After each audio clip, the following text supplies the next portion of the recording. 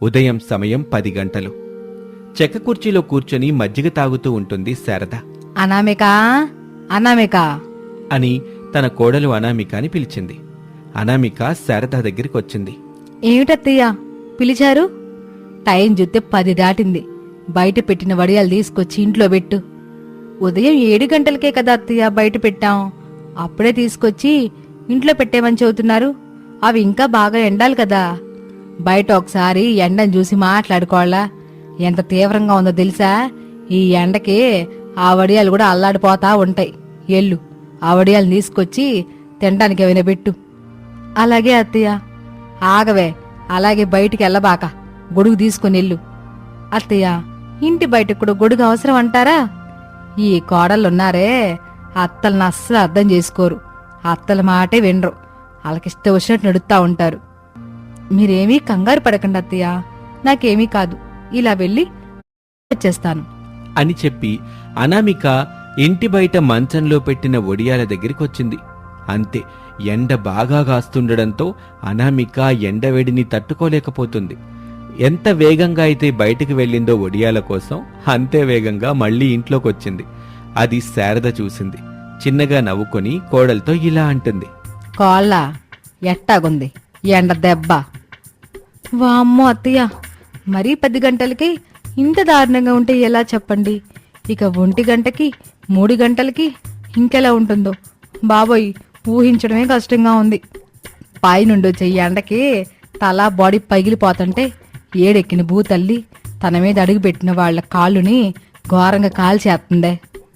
అవునత్తయ్య, ఎట్టి పరిస్థితుల్లోనూ పిల్లల్ని బయటికెళ్ళని బాక ఇంట్లోనే ఉంచు. ఒక వానగాని గట్టిగా పడితే అప్పుడు వాతావరణం చల్లబడుద్ది. అప్పుడు ఇంక అసలు ఎండే ఉండదు, వేడి కూడా తగలదు.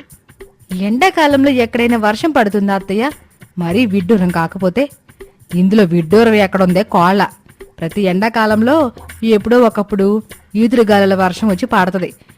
ఆ వర్షానికి భూతల్లి సంతోషపడుతూ శాంతించి అందరినీ ఒక్కట చేస్తుందే. మీరన్నట్టు ఎండాకాలంలో పడితే చూడాలని నాకు ఉందత్తయ్య. ఎండాకాలంలో వర్షం పడ్డం అనేది నేను కోరుకుంటే పడదు, నువ్వు చూడాలనుకుంటే కూడా పడదు కోళ్ళ. వాతావరణంలో జరిగే మార్పులని ఎవరూ అంచనా వేయలేరు. సరేలే అత్తయ్య, వడియాలు చీకటి పడిన తర్వాత తీసుకొస్తాను. ఇప్పుడు వంటింట్లో ఉన్న పనులను చేసుకుంటాను. అప్పటి వరకు అవి వడియాలాగుండవు కోళ్ళ. ఈ ఎండ దెబ్బకి చిన్న చిన్న ముక్కలు అయిపోతాయి. అప్పుడు వాటిని మనం తినలేము, చెత్త డబ్బాలో వేసుకోవాలి. అందుకని గొడుగు పట్టుకుని వెళ్ళి వడియాలు తీసుకొచ్చి ఇంట్లో పెట్టు. ఎల్లు. అలాగే అత్తయ్య అని అనామిక వెళ్ళిపోతుంది. 2 పిల్లల తల్లైనప్పటికీ కోడలకి అమాయకత్వం మాత్రం బాలేదు అని అనుకుంటూ ఉంటుంది. అనామిక మాత్రం గొడుగు పట్టుకుని బయటున్న మంచంలో వడియాల దగ్గరికి వచ్చింది. వాటిని తీసుకుని తిరిగి లోపలికి వెళ్ళింది. సరిగ్గా అప్పుడే కరెంటు పోతుంది. బెడ్రూంలో నుంచి పిల్లలు హరీషు, భవ్యలు శారద దగ్గరికి వచ్చారు. యారా మనవడా, కరెంటు పోయిందా? అవును నానమ్మ. కోళ్ళు ఆఫ్ చేశారా? చేసావు నానమ్మ. సరేలే, చల్లగా ఉన్న మజ్జిగ తాగండి. మజ్జిగొద్దు నానమ్మ, నేను చెల్లి వెళ్ళి ఆడుకుంటాం. నువ్వు చెల్లి వెళ్ళి ఆడుకుంటారా?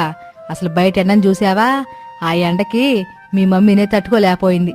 ఇక మీరైతే ఇట కాళ్ళు బయట పెట్టి అలా కళ్ళు తిరిగి పడిపోతారు. నా మాటిని ఇంట్లోనే ఉండండి. అయినా ఇంట్లో చల్లగానే ఉంది కదా అని శారద చెబుతూ ఉండగా హరీష్ అక్కడి నుంచి వెళ్ళిపోతాడు. కరెంట్ ఉంటే కూలర్ వేసుకుని టీవీ చూసేవాళ్ళం. ఇప్పుడేమో కరెంట్ లేదు, కూలర్ కూడా పనిచేయదు, టీవీలో బొమ్మలు కూడా రావడం లేదు. ఓపిక పట్టాలి తల్లి, ఓపిక లేకపోతే ఎట్టా చెప్పండి అని చెబుతూ ఉండగా హరీష్ బ్యాటు బాలు తీసుకుని వచ్చాడు. నానమ్మ, నేను చెల్లి ఆడుకుంటాం, పదా చెల్లి. సరే అన్నయ్య అని అన్నా చెల్లెలిద్దరూ హరీషు, భవ్యలు శారద దగ్గర నుంచి వెళ్ళిపోతారు. ఎల్లండి మనవడా, బయట అడుగు పెట్టండి, అప్పుడు మీకే తెలుస్తుంది అని శారద అనుకుంటూ ఉండగా హరీషు, భవ్యలు బయటకొచ్చారు. అంతే, ఎండకి ఒక్కసారిగా వాళ్ళిద్దరికీ కళ్ళు తిరిగినంత పనైంది. వామ్మో అన్నయ్య, నాకు కళ్ళు తిరుగుతున్నాయి అని భవ్య వెంటనే పరుగున ఇంట్లోకొచ్చింది. నాకు కూడా చెల్లి అని హరీష్ కూడా ఇంట్లోకొచ్చేశాడు. నానమ్మ చెప్పినట్టు బయట ఎండ మరీ దారుణంగా ఉందన్నయ్య. అవును చెల్లి, ఇంత ఎండలో మనం ఆడుకోవడం కష్టం అవుతుంది చెల్లి. ఇంట్లోనే ఆడుకుందామన్నయ్య. అని మాట్లాడుకుంటున్న పిల్లల దగ్గరికి అప్పుడే అనామిక వచ్చింది. వాళ్ళ చేతుల్లో ఉన్న బ్యాటు బాల్ని చూసి కంగారు పడుతూ, పిల్లలు బయట ఎండను చూశారు కదా, ఇప్పుడు మాత్రం ఆడుకోవడానికి వెళ్ళొద్దు. నా మాట విని రూమ్లోకెళ్ళి కూర్చోండి, వెళ్ళండి అని చెబుతూ ఉండగా అత్తగారు శారద వాళ్ళ దగ్గరికొచ్చింది. పిల్లల్ని చూసి వెటకారంగా, యారా మనవడా, ఆడుకోవడానికి వెళ్ళలేదా? నానమ్మ, అంతా తెలిసి కూడా నువ్వు అడుగుతున్నావు కదూ? మామూలు అడుగుడు కాజెల్లి వెటకారంగా అడుగుతుంది. నేను చెబితే విన్నారా? బయట ఎండ తీవ్రంగా ఉందిరా, ఇప్పుడు వెళ్ళి ఆడుకోవద్దని చెప్పా. వినకుండా వెళ్ళారు. ఎండ కాల్చిన తర్వాత గాని బుద్ధి వచ్చింది మీకు. తిరిగి ఇంట్లోకి వచ్చారు. I am breaking up with painful waxing down there. I just can't do this anymore because I finally found the one, the all-new Be Pure. Now suitable for full bikini. Oh, look at my skin. It's giving main character vibe. I am నానమ్మ, ఈ ఎండ వేడి తగ్గాలంటే ఏం చెయ్యాలి? మనం చేయడానికి ఏం లేదు మనవరాల, వరుణ దేవుడు కరుణించాలి. అయితే మరి పూజలు చేద్దాం అత్తయ్య. ఇక నువ్వు నేనే చెయ్యాలి కోళ్ళ.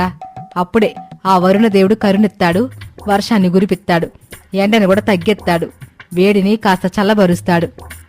అయితే నానమ్మ, ఎండాకాలంలో వర్షం పడాలన్నమాట. అవునరా మనవడా, ఎండాకాలంలో వర్షం పడితేనే వాతావరణం కాస్త చల్లబడుద్ది. అయితే మనందరం కలిసి వరుణ దేవుణ్ణి వేడుకుందాం అని అందరూ కలిసి దండం పెట్టుకుంటారు. ఓ వానదేవుడా, ఈ ఎండకి తట్టుకోలేకపోతున్నాము, మా మీద దయ చూపించి వర్షాన్ని కురిపించవు. అవును వానదేవుడా, ఎండ మరీ ఘోరంగా ఉంటుంది. మేము బయటికి వెళ్ళలేకపోతున్నాం, ఆడుకోలేకపోతున్నాం.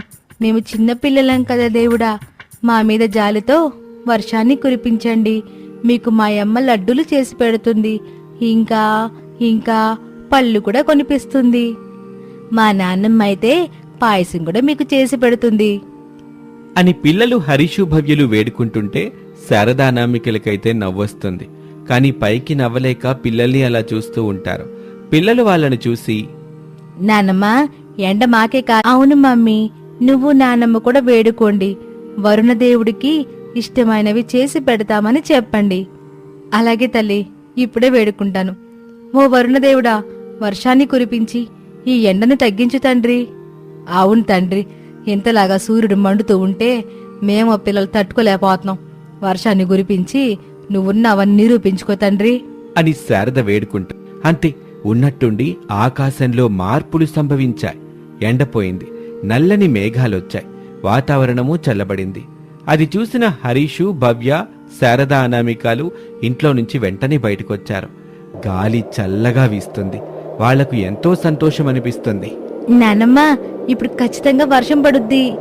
అవునన్నయ్య, మన కోరికని వరుణ దేవుడు విన్నాడు, ఇప్పుడు తీరుస్తున్నాడు కూడా.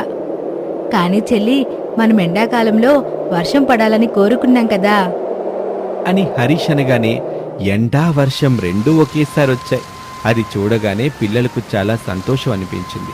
వర్షంలో పిల్లలతో పాటు శారద కూడా ఆడుతూ ఉంటుంది. అప్పుడు హరీష్కి ఆకాశంలో మెరుస్తున్న ఇంద్రధనస్సు కనిపిస్తుంది. చెల్లి, అదిగో ఇంద్రధనస్సుని చూడు. ఎక్కడన్నయ్యా అంటూ భవ్య ఆకాశంలోకి చూసింది. రంగులతో మెరుస్తున్న ఇంద్రధనస్సు చాలా అందంగా కనపడింది.